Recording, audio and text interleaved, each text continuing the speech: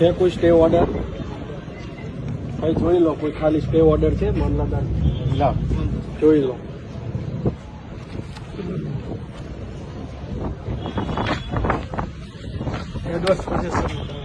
હા, એ તો એડવાન્સ પછી એ તો આપી તો નથી ને. દાવો તો ગમે તે દાવો તો તમે આખા ચોટીલાનો કરી શકો. દાવો કરવામાં તો ક્યાં જાય છે?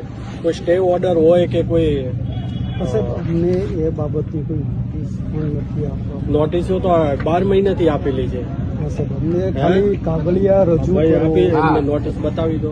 નોટિસ આપી કાગળિયા રજૂ કરવા એમાં કીધું દબાણ હોય તો તમારે દબાણ હોય સાહેબ વિગત માંગે છે મારી પાસે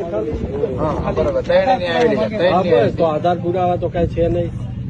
તમે આધાર પુરાવો તો કોર્ટમાં રજૂ કરેલા છે. તો જો અમારી કોર્ટ છે હો, તમે એવું ના કહેતા કે સિવિલ કોર્ટ જ કોર્ટ છે.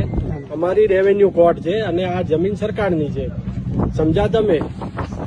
દાવો કર્યો છે કે અમે દાવો તમે કર્યો, વાત સાચી. કોઈ સ્ટે ઓર્ડર છે કે કોઈ એલોટમેન્ટ લેટર છે તમારી જોડે? સરકારી જમીન આપવાની હોય તો હું આપું કે કલેક્ટર સાહેબ આપે, બીજું તો કોઈ આપે નહીં. બરાબર છે સાહેબ. 2 એકરની મને સત્તા છે, બાકીની કલેક્ટર સાહેબ ને છે. એવી અમે તો આપી નથી. અમે આપી હોય એનો લેટર આપો અમને, એલોટમેન્ટ લેટર. ના ના સાહેબ, અમે જે અહીંથી કીધું ને એટલે અમારી પાસે જે હતું આધાર પુરાવા બરાબર છે કે ભાઈ 30 વર્ષ અમે અહીંયા 80 વર્ષથી છીએ. 80 વર્ષથી હોય કે એવું છે સાહેબ, અમારો અધિકાર છે. કરો હેડો ચાલો. એટલે સાહેબ આ એક જ બિલ્ડિંગ બધું એટલે આ એક મંદિર છે એ ધાર્મિકમાં એ પછી લઈજો. ધાર્મિક તો સાહેબ એમ જ કહી શકતા ગૌશાળાથી શરૂ જો ગેરકાયદેસર જો તમે તમે કોઈ રીતે અમાર નથી કરવાનું.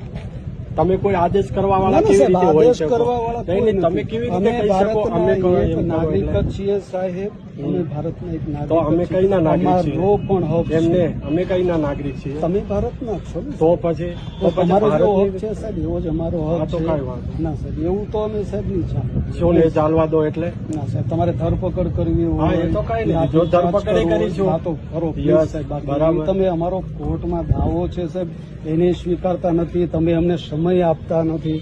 તમે અમને ક્યારે એવો સમય આપ્યો કે 12 મહિનાથી નોટિસો આપેલી છે ને? હા, તો પછી તમારે અમારી કોર્ટમાં રજૂ કરવું અમારો પડે. દાવો જે છે હું તો સાહેબ અત્યારે દાવા ઉપર જ મારું જે કાયદેસર દાવો હોય તો તમે લઈ આવજો સ્ટે ઓર્ડર. તમે સ્ટે ઓર્ડર આપશો તો હું હમણાં બંધ કરી દઈશ. અમને આના ઉપર એક ઉપર જ પૂર્વગ્રહ બધું જ કોઈ પૂર્વગ્રહ નથી. મંદિરે ગેરકાયદેસર બધું જ લઈ લઈશું. ગૌશાળા બધું જ ગેરકાયદેસર લઈ લઈશું. તમે આ એક જ ગેરકાયદેસર હશે બધું જ લઈ લઈશું. હું તો તમે સાહેબ હજુ રિક્વેસ્ટ કરું છું કે તમે ગૌશાળાથી